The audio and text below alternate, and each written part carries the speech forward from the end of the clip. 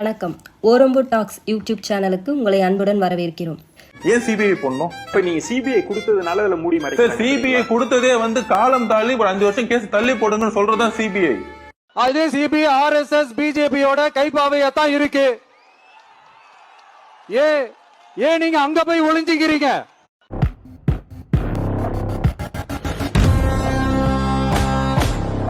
இன்றைய அரசியல் சூழல் மிகவும் சூடு பிடித்துள்ளது. அதையொட்டி உங்களிடம் சில கேள்விகள். பாஜக கூட்டணியில் விஜய் இணைந்தால் அவருடைய எதிர்காலம் எப்படி இருக்கும்?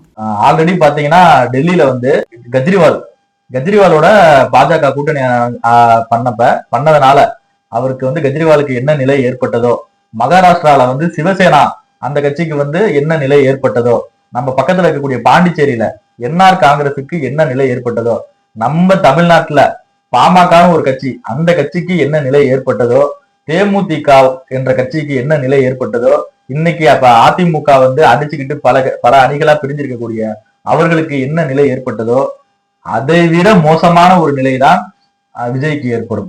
விஜய்க்கு இந்த கூட்டணிக்கு போறதுக்கு விஜய் ரசிகர்களா ரொம்ப ஆர்வமா நாங்க பாஜக சேர்ந்துட்டோம், எங்களுக்கு மேல ஆள் இருக்கு அப்படிங்கிற மாதிரி ரொம்ப எல்லாம் தாண்டிட்டு இருக்காங்க. இதெல்லாம் பின்னாடி இன்னும் ஒரு சில காலங்கள்ல வருத்தப்பட போறாங்க.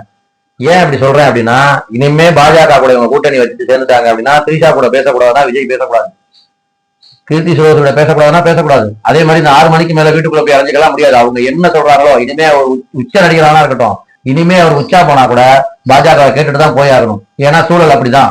எடப்பாடி 3 கார் பாதி மூஞ்சியை பத்திட்டு போயிட்டு வந்தாரு பாருங்க, அது மாதிரி இனிமே அவங்க விஜயோட முடி அவங்க கையில இருக்கு. இவ்வளவு நாள் வரைக்கும் நான் சிங்கம், நான் சனிக்கிழமை மட்டும் தான் அவர் வேணும், என்ன வேணா சொல்லிக்கலாம். இனிமே நாய் மாதிரி வேலை வாங்குவாங்க பாஜக காரங்க. அவங்க தன்னோட அஜெண்டாவை இங்க தமிழ்நாட்டுல மற்ற மாநிலங்களை எப்படி நிலைநாட்டினாங்களோ அதே மாதிரி தமிழ்நாட்டில் நிலைநாட்டுறதுக்கு விஜய்கிற ஒரு மிகப்பெரிய ஒரு ஆயுதத்தை அவங்க எடுத்துட்டாங்க. அவங்களுக்கு அது மிகப்பெரிய ஆயுதமா இருக்கலாம். ஆனா இதனால பாதிக்கப்பட போறது யாருன்னா விஜயும் அவர் கட்சி தொண்டர்களும் தான். துணை முதல்வர் உதயநிதி ஸ்டாலின் அவர்களை விமர்சனம் செய்த திருச்சி வேலுச்சாமிக்கு உங்களுடைய பதில்? வேலுச்சாமியை பத்தி என்ன பெருசா சொல்றதுக்கு இருக்கு?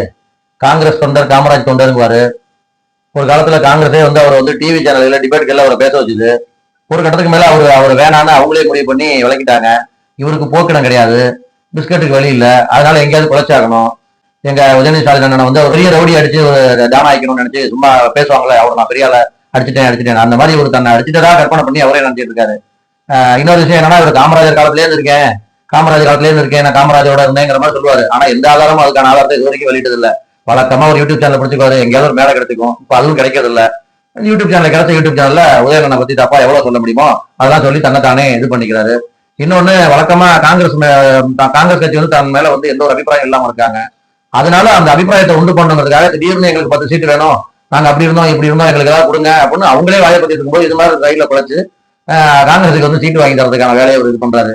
இன்னொன்று இவர் இந்த அருகி வரும் உயிரினத்துல அரிய வகை ஜந்து.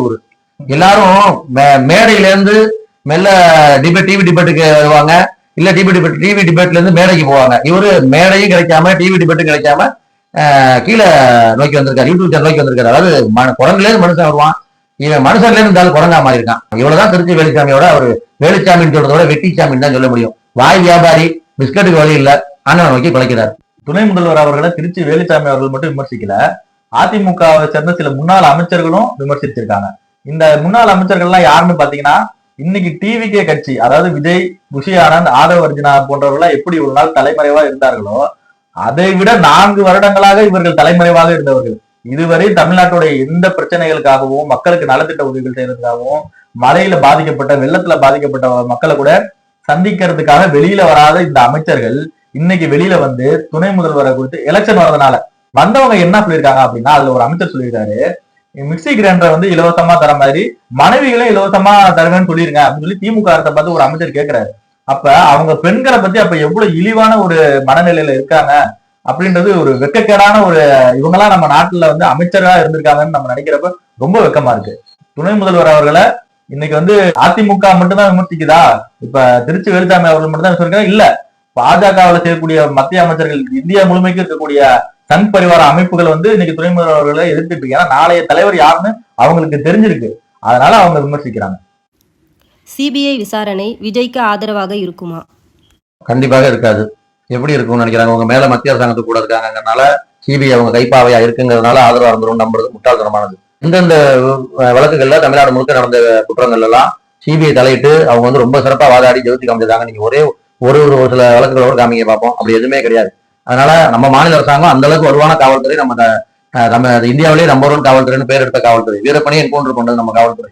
அதனால அவங்க நினைக்கிற மாதிரி சிபிஐ ஆனா எங்க போய் விசாரிக்க போறாங்க? கரூர்ல போய் அதே பாதிக்கப்பட்ட மக்கள் தானே அவங்க பார்த்தாகணும், அதே சாட்சிகளை தானே அவங்க விசாரிச்சாகணும். கரூர் செவ்வாய்க்கிழமையில தனியா ஒரு கரூரை போய் காமிக்க போறாங்க. அவங்க அங்க இருக்கிற அதே கரூர் தான் விசாரிக்க போறாங்க. அவங்கள்ட்ட என்ன ஆதாரம் இருக்கோ அதே ஆதாரம் தான் இவங்கள்ட்ட கிடைக்க போகுது. மேலேருந்து ஏமாமல்ல இருந்து மத்திய அமைச்சர்ல இருந்து எல்லாம் வந்து பார்த்தாங்க. என்ன பண்ண முடியுது? அவங்க முன்னாடியே வந்து இந்த சாட்சி வந்து சரியா தான் எல்லாமே பதில் சொல்லியிருக்காங்க. யாரும் வந்து திமுக மேலேயோ இல்ல இங்க மாநில அரசு மேலேயோ அல்லது காவல்துறை மேலேயோ மாவட்ட நிர்வாகம் மேலேயோ எந்த ஒரு குற்றமுமே இல்லைங்கிற அளவுக்கு தான் இது வரைக்கும் நடந்திருக்கு. இவங்க மட்டும் புதுசா என்னத்தை கிரியேட் பண்ணிட போறாங்க?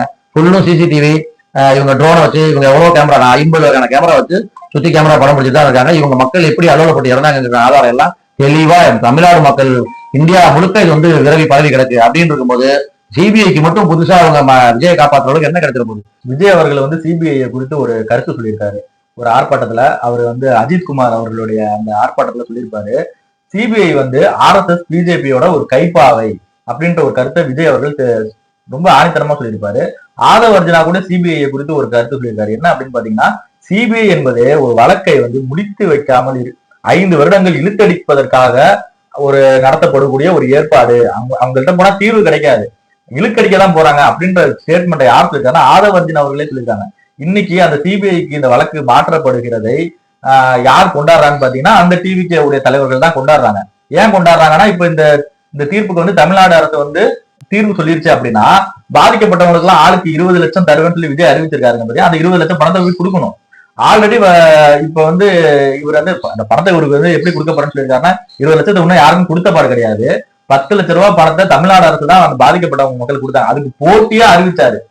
போட்டியா நீ 1 ரூபா தரியா, நான் 2 ரூபா தரேன் அப்படின்னு சொல்லி போட்டியா தான் அவர் அறிவிச்சாரு. அது இப்ப எப்படி சொல்லியிருக்காருன்னா, மாதம் 5000 ரூபாய் தர போறாராம். அப்படி வந்து ஒரு செவி வழி செய்தி வந்து சொல்லிக்கிட்டு இருக்காங்க. அங்க டிவிகே நிர்வாகிகள் வந்து சொல்றாங்க, மாதம் 5000 ரூபாய் தர போறாங்களாம். அப்ப இந்த சிபிஐக்கு இந்த கேஸ் போயிட்டதுனால இப்ப என்ன ஆக போகுது? இந்த கேஸ் வந்து இன்னும் 3 வருஷம் 4 வருஷத்துக்கு நடக்க போகுது. டிவிகே வந்து பாத்தீங்கன்னா ஒரு அந்நியன் படம் மாதிரி. இப்ப பாத்தீங்கன்னா மக்கள்கிட்ட வந்து பாத்தீங்கன்னா அந்நியன் மாதிரி இருப்பாங்க. கோர்ட்ல போனோம்னா ரெமோ மாதிரி மாறிடுவாங்க. இப்ப ரெமோ மாதிரி கிடையாது, அம்பி மாதிரி மாறிடுவாங்க. இப்ப வெளியில வந்து என்ன சொல்லுவாங்க? இது வந்து அரசியல் சதி அப்படின்னு சொல்லி மக்கள்கிட்ட சொல்ல வேண்டியது. கோர்ட்ல போய் என்ன சொல்ல வேண்டியது? போயிட்டு அப்படியே இதை வந்து மாத்தி சொல்லியிருக்காங்க.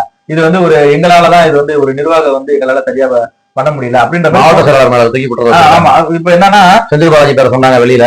போய் என்ன சொல்லிருக்காங்க? மாவட்ட செயலாளர் போய் பழி போட்டு வந்துட்டாங்க. இவங்க எல்லாம் சேஃப் ஆயிட்டாங்க. அதனால வெளியில ஒன்னும் கோர்ட்ல ஒன்னும் மாத்தி பேசக்கூடியவர்கள் இவங்க. அதே மாதிரி பாத்தீங்கன்னா இப்ப இந்த சிபிஐக்கு மாற்றுறதுக்கு வந்து போலியே 2 பேரை தயார் பண்ணிருக்காங்க. அவங்க கையெழுத்தே போடல. நாங்க வந்து சிபிஐக்கு மாற்ற சொல்லி கேட்கவே இல்லை. இவங்களாவே பணத்தை கொடுத்து சரி பண்ணி, அப்ப ஆட்சிக்கு வருவதற்கு முன்பாகவே இவங்க வந்து இவ்வளவு தில்லாலங்கடி வேலைகளை செய்யறாங்கன்னா, இவங்களெல்லாம் ஆட்சியில நம்ம வந்து மக்களை ஆளக்கூடிய இடத்துல உட்கார வச்சோம்னா மக்களோட நிலைமை வந்து ரொம்ப கேள்விக்குரிய. தொடர்ந்து எங்களுடைய சேனலுக்கு ஆதரவு தாங்க. லைக் பண்ணுங்க, கமெண்ட் பண்ணுங்க, ஷேர் பண்ணுங்க.